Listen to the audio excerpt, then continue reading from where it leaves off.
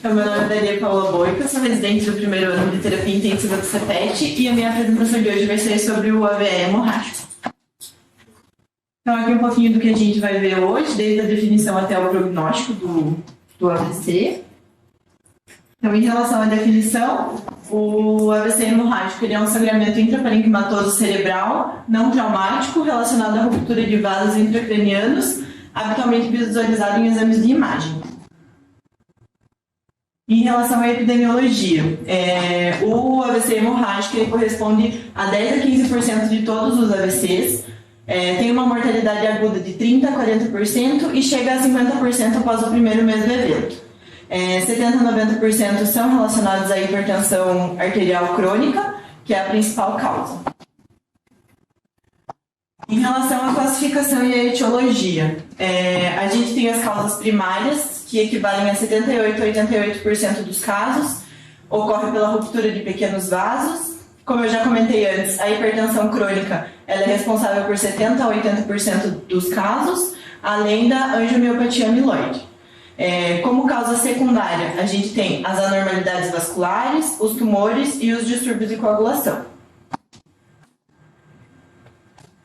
Em relação ao quadro clínico, de uma maneira geral, ela é uma escalação aguda, os sintomas vão ser neurológicos e focais, o paciente vai poder ter uma diminuição ou uma flutuação do nível de consciência e vai ter náuseas e vômitos.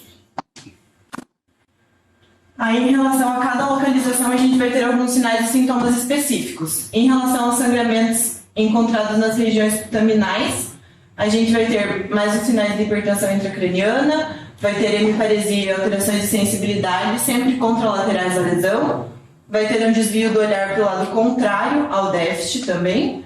O paciente vai poder ter torpor ou uma falta de cooperação do paciente, e o paciente pode ter afasia quando a lesão for no hemisfério dominante do paciente.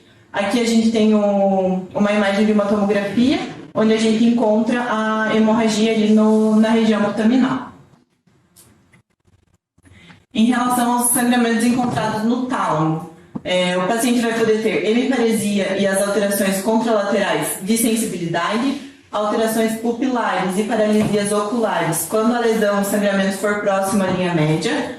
O paciente vai poder ter também o rebaixamento de nível de consciência e a comunicação do sangramento com o sistema ventricular, que é quando a gente vai encontrar ali o hemoventrículo, e nesses casos o paciente também tende a desenvolver a hidrocefalia e tende a ser casos um pouquinho mais graves. Em relação aos sangramentos de tronco, os quadros tendem a ser bem mais dramáticos. O paciente normalmente ele já chega em coma na admissão hospitalar e tem alta mortalidade. Em relação aos sangramentos de cerebelo, o paciente vai ter instabilidade da marcha, tontura e vômito. É importante a gente descartar vestibulopatias e quando o paciente chega com alguma queixa, é importante a gente fazer toda a parte de exame neurológico completo para a gente conseguir distinguir de uma labirintite, uma vestibulopatia ou de um AVC. Vai precisar ter atenção máxima à marcha e à coordenação e fazer o exame de todos os pares cranianos para a gente conseguir distinguir e fazer o diagnóstico diferencial, principalmente quando o paciente chega com a queixa de tontura e a gente logo vai acabar pensando na labirintite, nunca vai pensar em primeiro lugar num AVC. Em relação aos exames de imagem, a tomografia é o exame de escolha, deve ser feita em todos os pacientes e ela é usada tanto para triagem como para tratamento específico. Quando o paciente chega com qualquer queixa que a gente acaba desconfiando de um AVC, a primeira coisa que a gente tem que fazer é descartar, ver se é um AVC isquêmico ou um hemorrágico, porque o tratamento vai ser completamente diferente. Alguns pontos importantes que a gente precisa avaliar. Vai ser uma lesão que vai aparecer hiperdensa. É importante a gente avaliar a localização para correlacionar com os dados clínicos, ver se o paciente já não tem algum efeito de massa, e é importante a gente acabar medindo o volume, porque os sangramentos supratentoriais com maiores de 30 volumes, menores, ali é ao contrário, é menor do que 30 ml, o paciente tende a ter uma melhor evolução, e quando o sangramento de uma forma geral tem mais do que 60 ml, o paciente tende a ter uma evolução um pouco mais desfavorável e a gente vai precisar ficar um pouquinho mais de olho no paciente.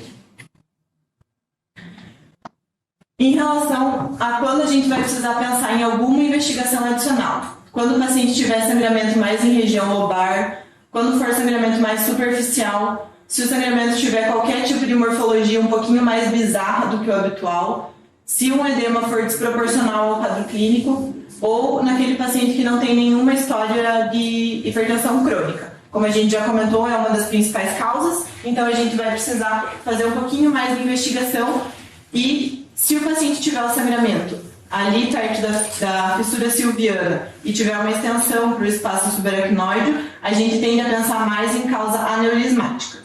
Quando o paciente tem um sangramento com nível no interior, quando a gente vai ver a parte ali da hemoglobina, a imagem vai ser caracterizada por duas colorações, então a gente vai pensar mais em distúrbios de coagulação. Quando o paciente tem um edema perilesional desproporcional ou de alguma forma anômala, a gente vai pensar mais em tumoração, ou quando o paciente tiver sangramentos múltiplos, a gente tende a prolongar um pouquinho mais a investigação, não parar só na tomografia.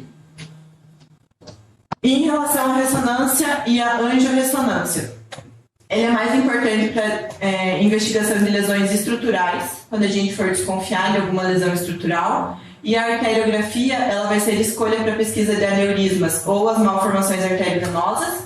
Ela é necessária para o diagnóstico e para o planejamento cirúrgico, no caso de aneurisma e as MAFs. Em relação ao suporte clínico, a gente vai falar um pouquinho da conduta geral na UTI e um dos tópicos importantes também é quando o paciente usa algum tipo de anticoagulante ou antiagregante plaquetário. Em relação ao suporte clínico geral, o paciente vai precisar ficar pelo menos 24 horas de observação na UTI, fazendo neurocheck de 24 a 48 horas. A tendência é a gente deixar o paciente pelo menos 48 horas. Por quê? Porque nas primeiras 24 horas é onde tem a maior incidência de deteriorização clínica e a expansão do hematoma. O que a gente precisa acompanhar nesse primeiro momento, nessas primeiras 24 horas? O nível de consciência do paciente, como ele chegou e como ele está vindo, como ele está se desenvolvendo, fazer um controle da pressão arterial e ver principalmente o padrão ventilatório do paciente, para ver se não vai precisar acabar fazendo alguma ventilação invasiva, para melhor controle do paciente.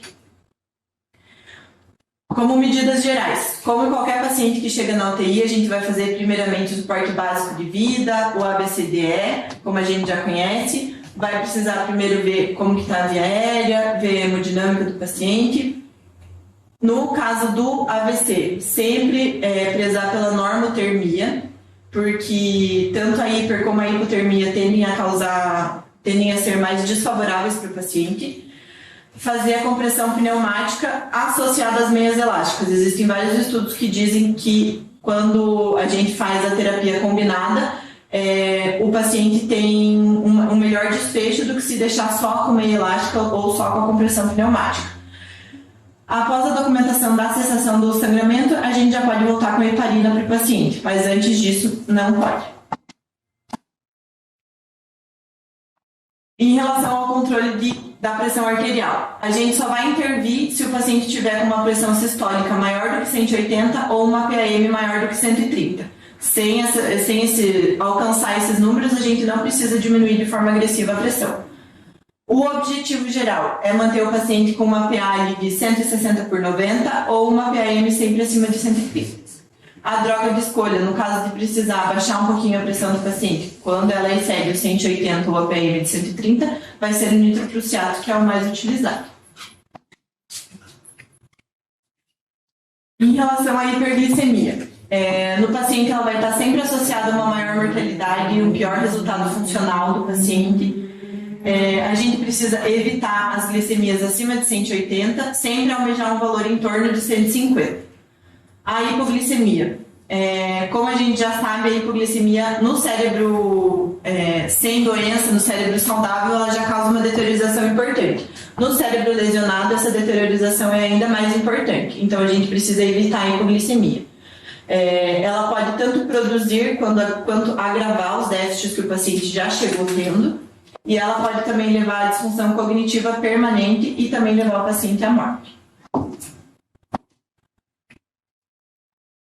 Em relação à pressão intracraniana, a gente vai precisar monitorizar a pressão intracraniana do paciente se ele tiver com um Glasgow menor do que 8, se ele tiver com alguma evidência de herniação, se ele tiver com a presença de hemorragia intraventricular ou se ele tiver já um grau de hidrocefalia. Tirando essas 4 situações, não existe a necessidade propriamente dita de ficar avaliando a pressão intracraniana do paciente.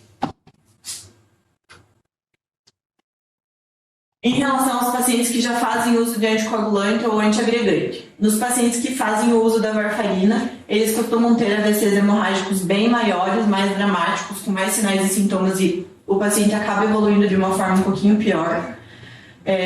O hematoma tende a sofrer expansão nesses pacientes que fazem uso do anticoagulante ou do antiagregante. Os pacientes têm um pior prognóstico e o tratamento mais utilizado vai acabar sendo a vitamina K, 10 mg endovenoso de forma lenta. E também a gente vai precisar fazer o plasma na dose inicial de 20 ml por quilo para cada paciente. E após cada administração de plasma, a gente precisa colher o RNI e ficar controlando para manter ele sempre num valor abaixo de 1,5.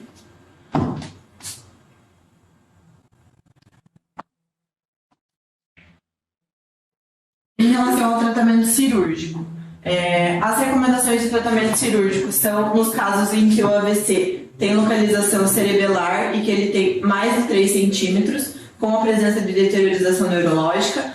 Quando o paciente tem algum tipo de hidrocefalia, também é indicado o tratamento cirúrgico, como a DVE, e quando o paciente está tendo compressão de tronco, também é indicado o tratamento cirúrgico. Em outros casos, a gente fica mais no tratamento clínico mesmo. Em relação às complicações,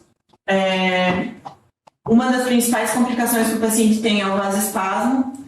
Ela acontece de 7 a 10 dias após a ruptura do aneurisma. Ela acaba se resolvendo espontaneamente após 21 dias, na maioria dos casos. A prevenção a gente vai acabar fazendo com o nimodipino. Ele é iniciado sempre depois da adequada hidratação do paciente, com 20 ml por quilo. É feito via oral, se o paciente tiver nível de consciência, ou via sonda. A gente faz 60 mg de 4 em 4 horas por 21 dias. Como a gente sabe que ele se resolve após 21 dias, o tratamento inicial é até 21 dias. O vasoespasmo ele acaba sendo um preditor. A gente tem como preditor, né, a quantidade de sangramento nas cisternas e nas fissuras, vistas na tomografia de crânio inicial, elas vão nos dizer se o vasoespasmo tem maior ou menor chance de ocorrer. E para isso, a gente usa a escala de Fisher modificada. A pontuação 0, a gente avalia quando tem ausência de sangue visível no espaço subaracnoide ou nos ventrículos, quando a chance de ter o vasoespasmo é muito pequena. No 1, a gente vai ter uma hemorragia subaracnoide mínima ou difusa delgada, com uma espessura menor do que 1 milímetro, sem hemorragia intraventricular. No 2, a gente vai ter uma hemorragia subaracnoide mínima ou difusa, com menos de 1 milímetro, mas com a presença de hemorragia intraventricular. No 3, a gente tem a hemorragia subaracnoide espessa, quando ela já tem mais do que 1 milímetro, mas ainda sem a presença da hemorragia intraventricular. E o pior caso, o pior desfecho, que tem maior chance de acabar desenvolvendo vasoespasmo, seria a hemorragia subaracnoide espessa, com mais de 1 milímetro, e com a hemorragia intraventricular. Outras complicações que a gente encontra é a hidrocefalia e a chance de ressangramento. Quando o paciente ressangra, ele vai estar associado com uma alta taxa de mortalidade, mau prognóstico de recuperação funcional do paciente. Em mais de 1/3 dos casos, ocorre dentro de 3 horas e em quase metade dos casos ocorre após 6 horas, até 6 horas após o início dos sintomas. Em relação ao prognóstico desse paciente, a curto prazo, o prognóstico acaba sendo pior do que no AVC isquêmico. Os fatores determinantes de prognóstico vão ser o volume do hematoma e o nível de consciência do paciente na chegada hospitalar. Alguns fatores de mau prognóstico: a presença de hemoventrículo, a localização sendo infratentorial, o uso prévio de anticoagulante, a idade do paciente, quanto maior a idade, maior a chance de mau prognóstico do paciente e a presença de hiperglicemia. Em relação a isso, ao prognóstico, a gente vai ter o score ICH, que é para hemorragia intracraniana. Então, se o paciente tiver um Glasgow na admissão 3 e 4, a gente vai ter cada pontuação. O score equivale de 0 a 6 pontos. No caso do paciente que tem 0, ele vai ter provavelmente 0 chance de mortalidade nos primeiros 30 dias. E se o paciente pontua em todas as escalas, ele vai ter uma chance de 100% de mortalidade, tanto com um valor de 5 quanto de 100. Mas a gente consegue perceber que quando o paciente tem até 2 fatores de mau prognóstico, o paciente tende a ter uma menor mortalidade. Mas quando começa a passar disso, a mortalidade do paciente já sobe bastante. Como a gente consegue ver aqui, vai de 26% para 72%, e dali para frente a chance de mortalidade já é bem grande. O score ele tem boa correlação com o desfecho funcional do paciente. Quanto menor o score, melhor vai ser a chance de melhor desfecho funcional do paciente. Quando a gente tem o score acima de 3, como a gente viu ali, a chance de mortalidade do paciente já é acima de 72%. Então, o paciente ele vai provavelmente ter um estado mínimo de consciência se vier a sobreviver e vai acabar se tornando dependente total para as atividades básicas de vida em pelo menos 1 ano. Essas são algumas das minhas referências. E acho que é isso.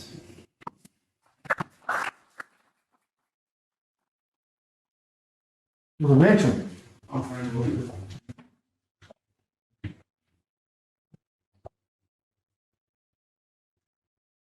Bom, Dali,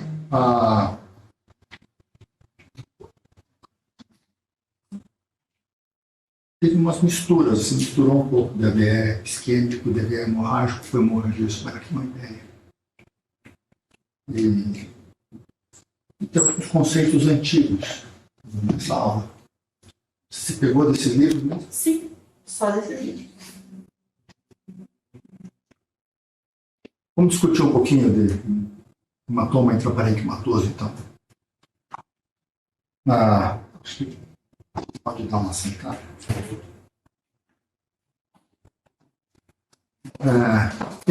Hemorragia intraparenquimatose, né? Ou AVE hemorrágico, que é diferente de hemorragia subaracnoideia, que você vai falar ali. São as duas doenças hemorrágicas intracranianas mais importantes. O AVE isquêmico depende muito da população que se estuda, mas na maior parte das vezes que a gente vai encontrar uma população acima de 60 anos de idade, 85%, 90% das vezes vai ser AVE isquêmico.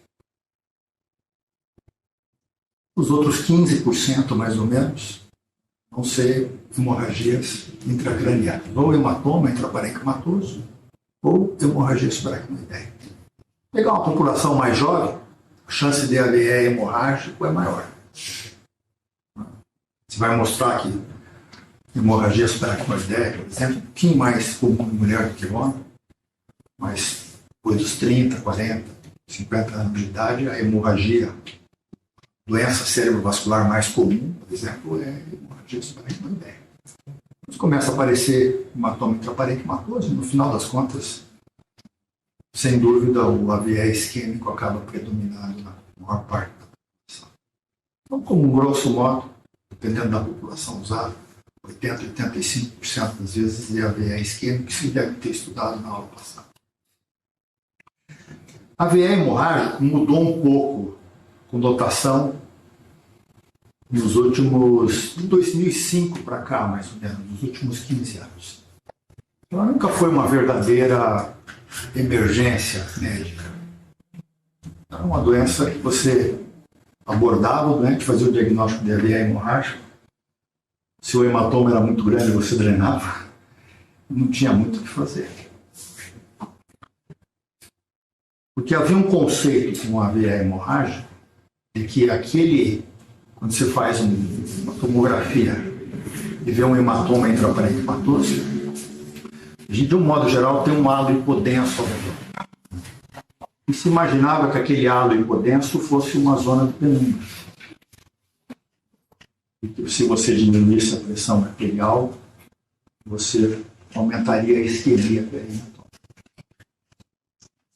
Mas um estudo fundamental, na metade da década passada, ao redor de 2005, mostrou que aquele halo que vocês encontram ao redor do hematoma intraparenquimatoso, ele é inflamação. E não é a área da penumbra. De que não existe, como existe no AVC isquêmico, uma área de penumbra progressiva ao redor da área de necrose central, no qual você deve ter visto lá na aula passada, que é fundamental é você perfundir o mais rápido possível e, ao mesmo tempo, manter uma boa perfusão para a área de penumbra para poder minimizar a área de isquemia ou de necrose interna do hematoma. Tem diversas estratégias, trombolítico ou um método que você possa retirar o trombo, né? Embolectomia por um catéter retriever, em que você retira o trombo. Hoje, dependendo das janelas de tempo, dependendo do local onde você estiver, se estiver no INC, por exemplo, a possibilidade de ter um doente com AVE isquêmico nas primeiras 2, 3, 4, até 6 horas, e eventualmente com janelas maiores, se você fizer uma tomografia de perfusão junto e ver que a área de hipoperfusão ela é maior do que a área de isquemia central, as janelas podem ser até aumentadas se você puder levar para o laboratório de hemodinâmica e revascularizar o mais rápido possível.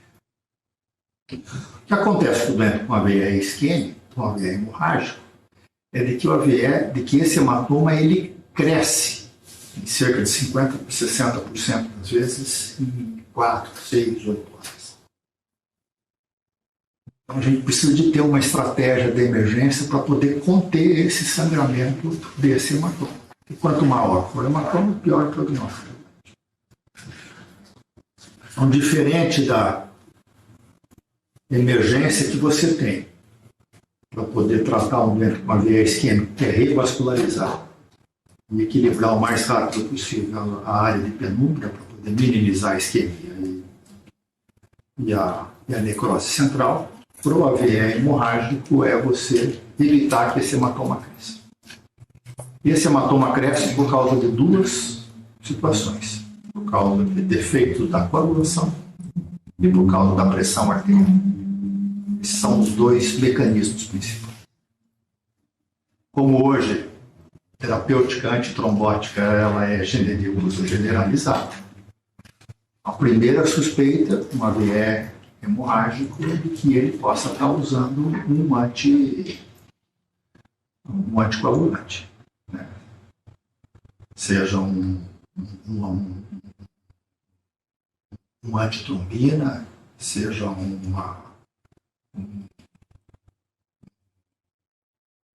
marínico da vida. Vocês ainda veem muito com marínico? Ainda veem bastante? Principalmente no hospital público, talvez? Os hospitais privados, a grande maior parte das vezes é o quê? Feliz, né? Quiz.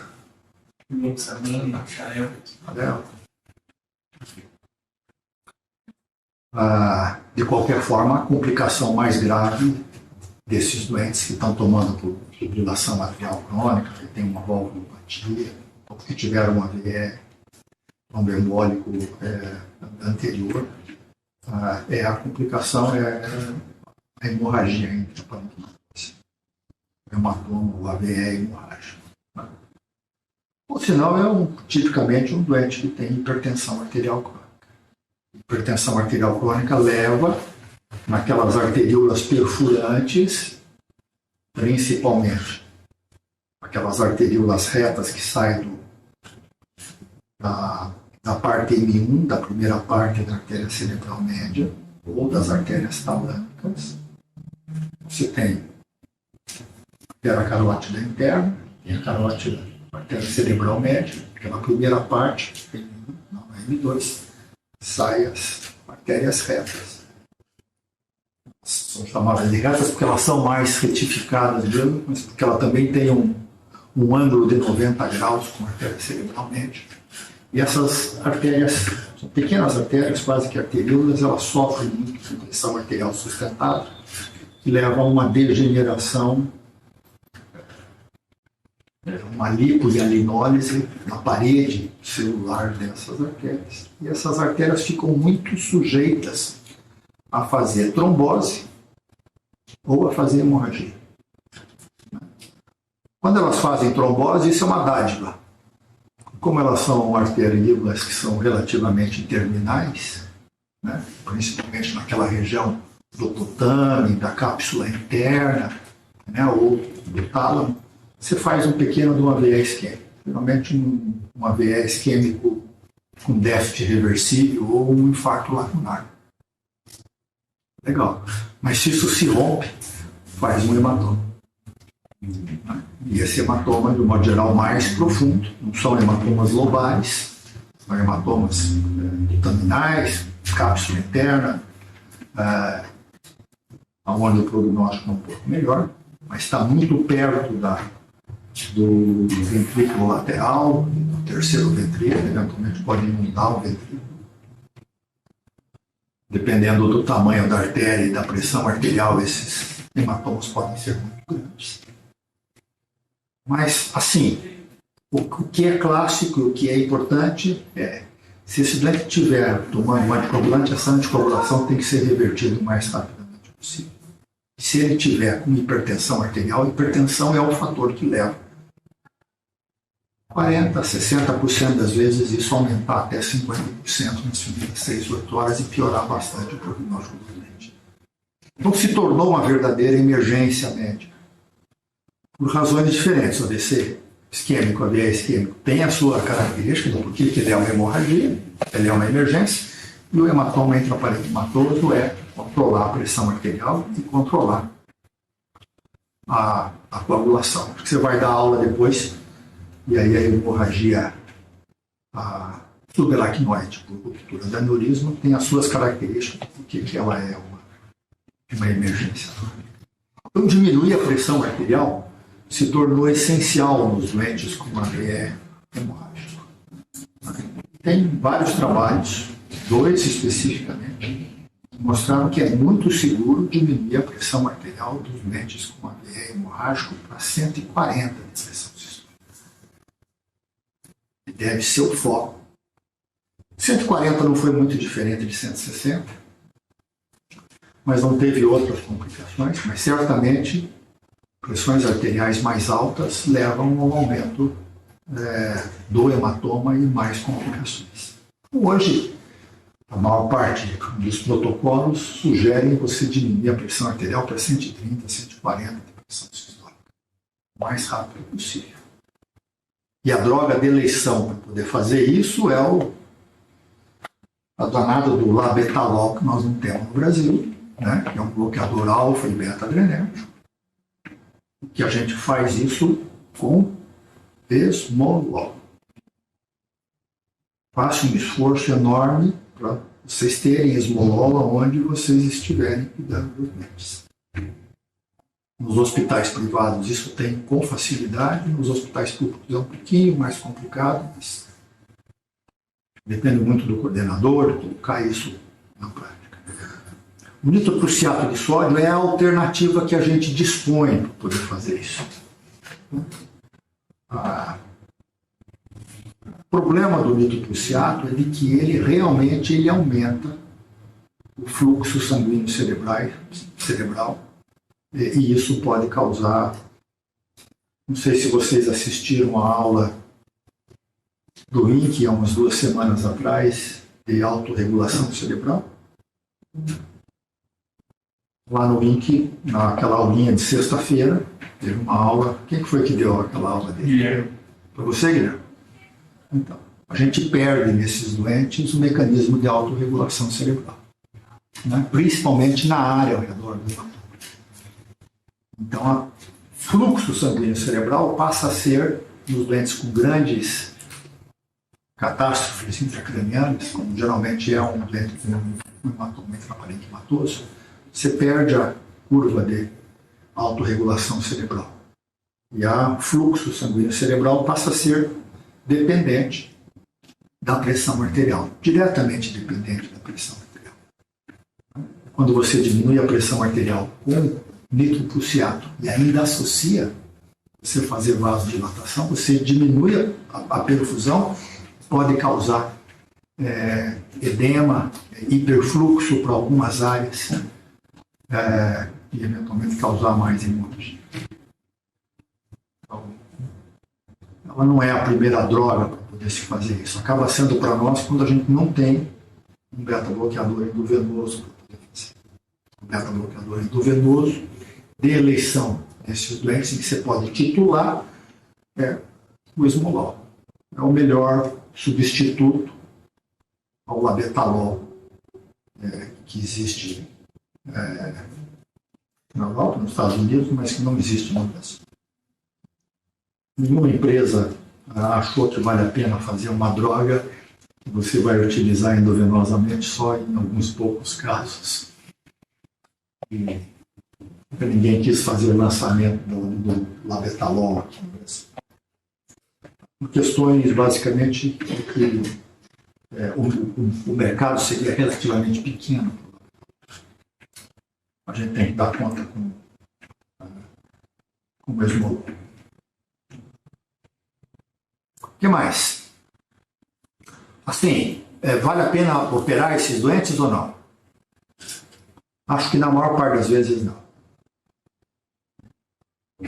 Então, se você tiver um hematoma intraparenquimatoso, esse hematoma intraparenquimatoso ele for superficial, mais lobar possível, está causando uma diminuição do nível de consciência, mais do que 30 ml, talvez valha a pena você fazer drenagem. Quanto mais profundo, pior o nível de consciência. E se tiver inundação ventricular, de um modo geral, esse doente vai morrer. Fazer a drenagem depois de algumas horas, que é o tempo que ele chega no hospital, tem sistematicamente melhorado a sobrevida dos doentes com um ranking modificado de 4 ou 5. Ou seja, o doente fica acamado por isso. Tem que discutir isso com a família na hora que chega um doente.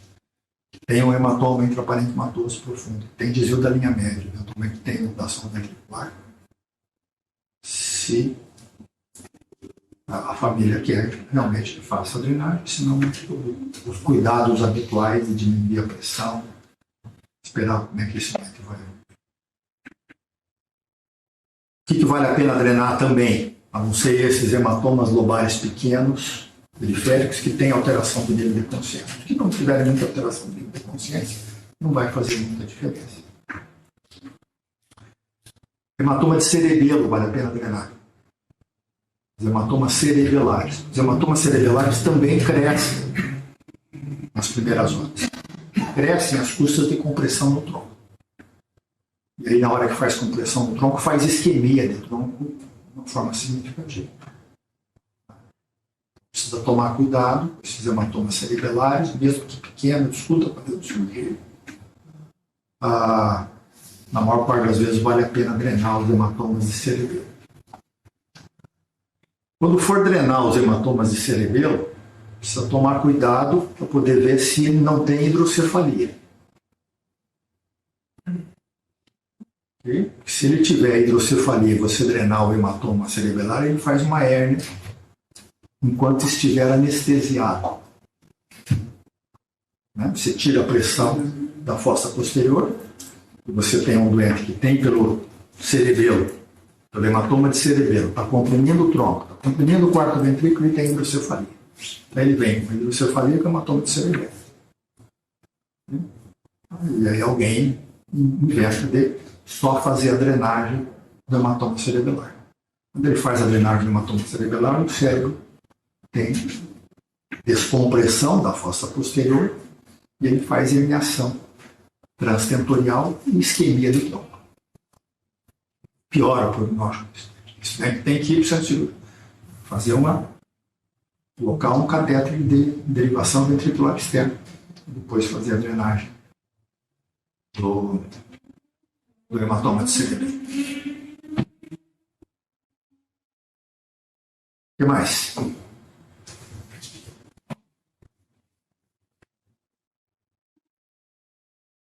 Coisa? Complicado, né? Bem Complicado. complicada. Pode usar clonidina se não tiver. Clonidina, puxa vida, clonidina endovenosa, assim? Em bolo? Tem bomba também. Tem bomba em clonidina? Dá para fazer em bomba? Né? Só que E dá para poder regular a pressão? dá, mas na hora que também não nível de consciência, por exemplo. É. Não sei, nunca vi nenhum trabalho em clonidina. Né? Mas a ideia nesse momento ela é uma emergência e alguma droga que possa. Você pode fazer metoprolol, por exemplo, né? Endovenoso, mas naquele momento você não pode fazer uma queda muito rápida da pressão arterial. Fazer uma queda que seja controlada. Por causa disso, uma droga endovenosa que você possa estar com isso na mão, suspende a droga, a pressão volta a subir outra vez. Se você abaixar muito, além do 130, 140 desse histórico, o doente vai fazer isquemia cerebral, principalmente se ele é um hipertenso crônico e um hipertenso crônico descontrolado. Né? Aquela curva de autorregulação cerebral, ela está desviada para a direita, no doente que é hipertenso crônico descontrolado. Eu tenho hipertensão arterial faz 15 anos. Mas raramente a minha pressão arterial está mais do que 130. Vamos lá o meu remedinho. Isso não significa, eu tenho hipertensão arterial crônica, mas ela é controlada. Então o meu mecanismo de autorregulação cerebral renal, hepático e cerebral deve estar no mesmo padrão de quem não tem hipertensão arterial. Então eu posso abaixar a minha pressão arterial se eu fizer um hematoma parenquimatoso para 130, sem problema. Quando eu fizer mesmo que eu não estando com a minha pressão controlada, se eu fizer um hematoma intraparenquimatose, minha pressão vai subir, por causa do aumento da pressão intracraniana e típico reflexo de Cushing. Naquele momento eu só preciso transitoriamente de controlar a pressão arterial, para que esse aumento da pressão arterial não seja um fator que leve a um aumento do hematoma intraparenquimatose. O cérebro tem diversos compartimentos, né, o crânio. E a gente discutiu isso lá na aula de fisiologia. Mas quando vocês forem estudar de uma forma mais pormenorizada a pressão intracraniana, acho que vai ter uma aula de hipertensão intracraniana.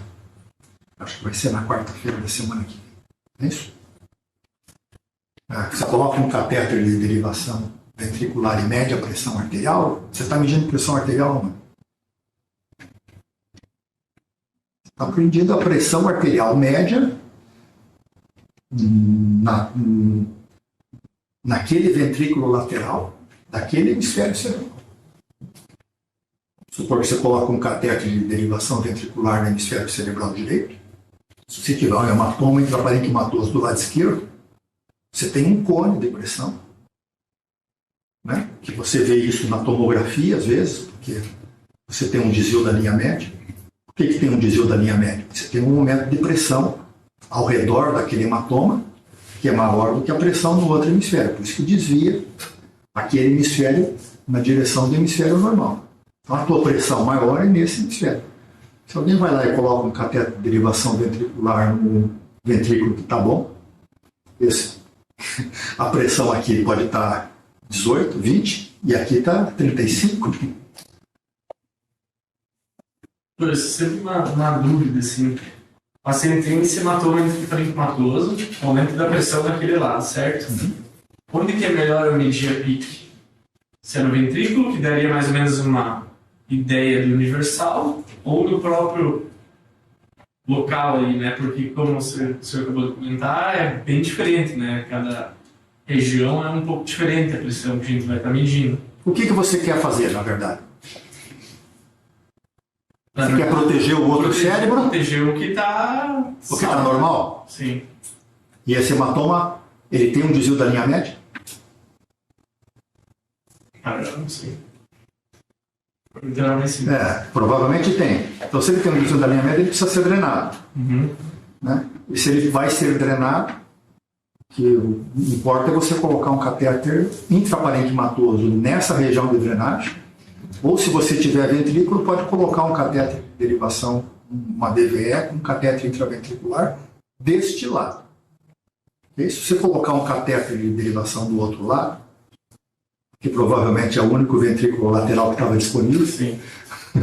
Né? O ventrículo lateral desse lado estava complexo. Na hora que ele volta, você precisa de um método por imagem, às vezes repetidos, para poder ver se o cérebro está bem equilibrado e que você pode confiar de que a pressão que está sendo medida no hemisfério cerebral contralateral está representando aquilo que está acontecendo no hemisfério cerebral lesado, doente. Okay? Senão, eu entendo que o neurocirurgião, na hora que ele levou esse doente para o centro cirúrgico, ele fez a drenagem do hematoma aqui, colocou um catéter do outro lado, porque o ventrículo do lado de cá não estava presente. Ou ele não tinha um catéter de derivação intraparenquimatoso. O ideal é ele fazer a drenagem, colocar um catéter de intraparenquimatoso no tecido cerebral próximo à lesão que foi drenada. Porque é ali que é o cone de pressão maior e é ali que você tem que diminuir a pressão intracraniana. Então, essa conjunção de conhecer exatamente a área supratentorial, ela se comporta de uma forma quase que isolada da infratentorial. E o hemisfério cerebral direito, ele tem a fossa anterior e tem a fossa média. Né? Um hematoma, por exemplo, de lobo temporal mais profundo, se ele crescer de tamanho, ele bate no osso petroso, né? E ele faz hérnia de uncus sem aumentar a pressão no ventrículo lateral do mesmo lado. Se for um hematoma mais superficial, mais alto, ele vai aumentar do hemisfério cerebral inteiro e vai fazer uma compressão daquele ventrículo e vai te representar aquilo que está acontecendo dentro do hematoma. Uma pressão intraventricular daquele lado. A mesma coisa acontece com os hematomas de fossa anterior. Então, você pode ter daí um grande desvio de linha média sem fazer hérnia de uncus, por exemplo. Está comprometendo lá embaixo? O prognóstico um pouco melhor. Mas, enfim, o compartimento anterior, ele tem pelo menos, o supratentorial tem pelo menos 4 compartimentos. Hemisfério cerebral direito, hemisfério cerebral esquerdo. Tem uma foice ali, né? Que não isola completamente, mas diminui a repercussão, o aumento da pressão de um hemisfério para o outro hemisfério. E cada hemisfério tem a fossa anterior e tem a fossa média, que é diferente da fossa posterior que está abaixo da tenda do cerebelo, que se comporta de uma forma diferente. Né? Se você, por exemplo, tem uma hidrocefalia e tem um hematoma de cerebelo, está comprimindo o tronco, okay? E tem uma hidrocefalia, e você vai lá e faz a drenagem da hidrocefalia e não drena o hematoma, o que acontece com a fossa posterior?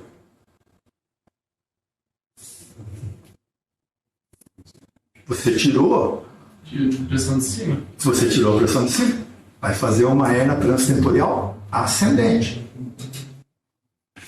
Você provavelmente só tinha ouvido falar na hérnia transtentorial descendente. A hérnia transtentorial descendente ocorre mais frequentemente porque a maior parte das nossas doenças são por lesão supratentorial. Mas as lesões infratentoriais, se tem um aumento de pressão dentro da fossa posterior, ela tende a sair para algum lado. Ou faz hérnia da amígdala embaixo ou hérnia transtentorial ascendente. E a hérnia transtentorial ascendente causa compressão do tronco no forame tentorial do mesmo jeito. Causa isquemia E na hora que você descomprimir, depois de alguns poucos minutos, o doente que fez descerebração, descodificação, descerebração, esse doente vai ficar com sequela neurológica por resto da vida. Você fez isquemia com necrose, deixa meia hora, não sobra muita coisa no teu mesencéfalo. Né? Um doente que está herniando faz uma pupila dilatada, daqui a pouco ele decortica. Se você não drenar rapidamente, levar algum tempo, 20 minutos, meia hora, esse doente pode salvar a vida. Mas vai salvar a vida com estado vegetativo persistente. Toda a conexão cortical desse doente passa pelo mesencéfalo, diencéfalo, pelo mesencéfalo, uma partezinha que é isso aqui, ó, pequenininho, né? Se passar o mesencéfalo lá para cima, o diencéfalo para baixo, faz uma isquemia do cão lá embaixo. Acho que a gente viu, tinha uma figura bonita, acho que foi da primeira aula, daquela isquemia, né, de uma lesão supratentorial que veio fazendo isquemia mesencefálica, de ponte até de bulbo. Né? É o que você vê na hora do doente com morte encefálica. Que ele primeiro perde a pupila, daqui a pouco ele perde o córneo palpebral, daqui a pouco ele perde o óculo cefálico, e o último que sobra é a respiração. Quando ele faz a apneia é porque ele deteriorou o tronco inteiro. E basicamente por compressão isquêmica. Né? Se eventualmente você tira o doente nesse mecanismo, nesse momento da deterioração, ele provavelmente vai voltar, mas não vai voltar com o nível de consciência normal. E aí são as tragédias dos estados vegetativos que sofrem por causa de atrasos. Enfim, o que se quer evitar do doente com AVE hemorrágico é que ele possa evoluir para um desvio da linha média. O desvio da linha média significa que houve um cone de pressão, que houve uma destruição física dos tecidos daquela região. Isso amplia significativamente diminui, piora o prognóstico desse doente, aumenta a mortalidade. Por isso que controlar esses hematomas com aquilo que vocês têm na mão é importante. Fazer a drenagem cirúrgica, de um modo geral, a lesão, a catástrofe já aconteceu.